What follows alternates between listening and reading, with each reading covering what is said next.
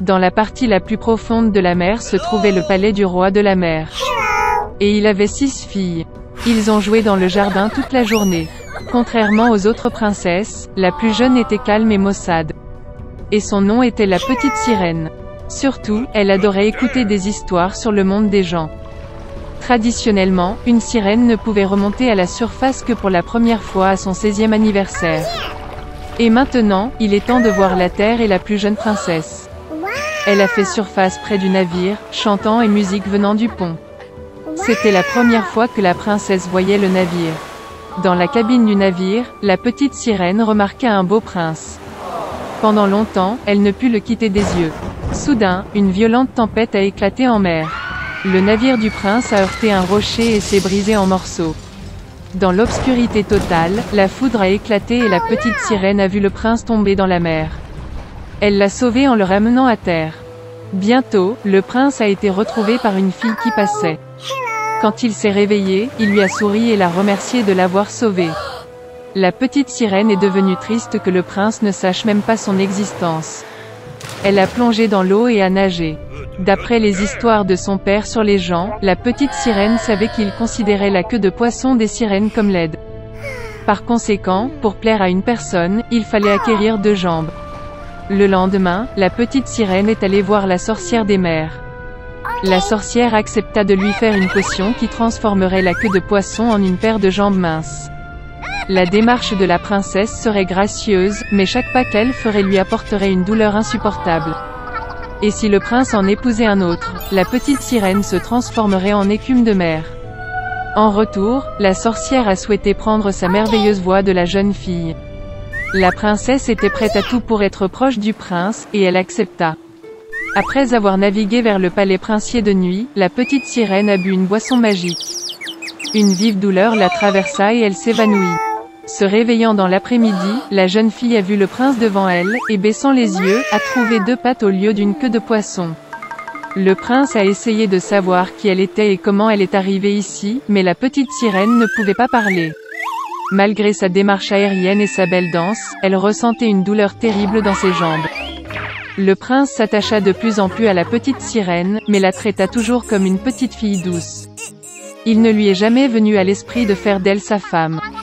Une fois que le prince a admis que son cœur est occupé par celui qui l'a sauvé il y a longtemps sur le rivage, ils vont se marier. La petite sirène était très bouleversée, mais ne pouvait pas lui dire la vérité. Au moment du mariage, le prince a invité la petite sirène à accompagner les jeunes mariés en voyage de noces. Une luxueuse tente lune de miel est étalée sur le pont du navire. La petite sirène avait une dernière soirée pour être avec celui pour qui elle avait quitté sa maison, donné sa voix merveilleuse et enduré des tourments sans fin chaque jour. Mais il ne les a même pas remarqués. Quand le silence tomba sur le bateau, la petite sirène s'assit sur le pont et attendit les premiers rayons du soleil. Soudain, près du navire, elle remarqua ses sœurs. Ils ont demandé en larmes à la sorcière d'aider à sauver la princesse de la mort. La sorcière leur a donné un couteau tranchant, avec lequel la petite sirène devait percer le cœur du prince. Une goutte de son sang transformerait ses jambes en queue et elle pourrait retourner à la mer. La petite sirène a regardé dans la tente et y a vu un couple amoureux endormi. Elle n'a pas trouvé la force de prendre la vie du prince et a jeté le poignard dans la mer. De chagrin, la petite sirène se jeta à l'eau. Mais la gentillesse de la princesse a fait fondre le cœur de la méchante sorcière. La sorcière a annulé son sort et la petite sirène avait à nouveau une queue de poisson au lieu de jambes humaines.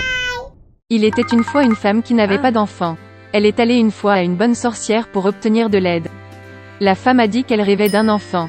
La sorcière lui a donné une graine et a ordonné de la planter dans un pot de fleurs. La femme était très heureuse, remercia la vieille et rentra chez elle. À la maison, elle a planté une graine, l'a arrosée et a commencé à attendre patiemment. Bientôt, une grande fleur merveilleuse, comme une tulipe, poussa dans le pot. Quand ses pétales se sont ouverts, il y avait une petite fille à l'intérieur. Elle était très petite, pas plus d'1 pouce. Par conséquent, la femme l'a appelée Thumbelina. Une nuit, alors que Thumbelina dormait profondément, un énorme crapaud est monté sur la fenêtre de la maison, mouillé et laid. Elle attrapa la fille endormie et se précipita vers son marais. Le crapaud a décidé d'épouser son vilain fils avec la belle Thumbelina. Elle l'a planté au milieu de la rivière sur une large feuille de lys pour que la fille ne s'enfuit pas. Le matin, Thumbelina s'est réveillée et s'est rendue compte qu'elle n'était pas à la maison, mais qu'il y avait de l'eau autour d'elle.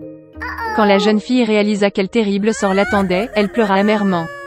En ce moment, de petits poissons ont nagé. Ils se sont sentis désolés pour Thumbelina.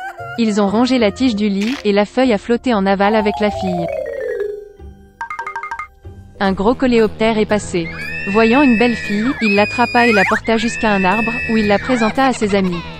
Ils enviaient tous sa beauté, mais disaient que Thumbelina était très moche et ne pouvait pas être en leur compagnie. Sous la pression d'amis, le scarabée a également décidé qu'elle était laide, a laissé la fille au sol et a dit au revoir. Tout l'été, Thumbelina a vécu seule dans la forêt. Elle a tissé un berceau pour elle-même avec de l'herbe et des feuilles. Elle mangeait du pollen et de la rosée, se prélassait au soleil par temps clair et se cachait de la pluie sous une grande feuille de bardane. Mais bientôt des pluies froides et des vents sont arrivés. Thumbelina n'avait pas de tenue d'hiver et elle a commencé à geler. La fille souffrait de faim et de froid. Et un jour, elle a été abritée par une souris des champs. Ils ont vécu ensemble glorieusement, la fille a aidé la souris à faire le ménage, lui a raconté des contes de fées et a reçu en retour un logement chaleureux et de la nourriture. La souris des champs avait un voisin, une taupe aveugle riche, qui faisait cela en comptant sa richesse tout le temps. Même aveugle, la taupe a réalisé que Thumbelina était très mignonne et a proposé de l'épouser.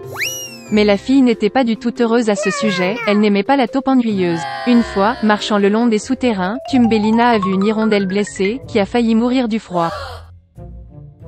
Oh non! Tout l'hiver, elle s'est occupée de l'oiseau malade et au printemps elle l'a guéri. Avant le mariage, Thumbelina a demandé à la souris de la laisser monter à l'étage pour enfin admirer le soleil. Lorsqu'elle est sortie du trou de la souris, elle a vu une hirondelle qu'elle a guérie. Thumbelina s'est plaint à l'oiseau qu'elle était forcée d'épouser un méchant taupe et de vivre avec lui profondément sous terre. L'hirondelle a invité la fille à s'envoler avec elle vers des terres chaudes, et elle a accepté. Elle a rapidement dit au revoir à la souris, est montée sur l'hirondelle, et ils se sont envolés.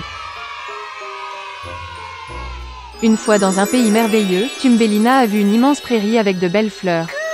Elle a choisi la plus belle fleur pour elle-même. Soudain, elle vit dans la fleur le même petit homme comme elle, seulement avec des ailes. C'était le roi des elfes. Et un elfe vivait dans chaque fleur. Le bel elfe n'a jamais vu une fille aussi petite que lui, et même aussi belle. Il est immédiatement tombé amoureux de Thumbelina et l'a invitée à devenir sa femme, la reine des elfes et la reine des fleurs. Après toutes ces aventures, la jeune fille était heureuse d'entendre une telle offre du charmant prince.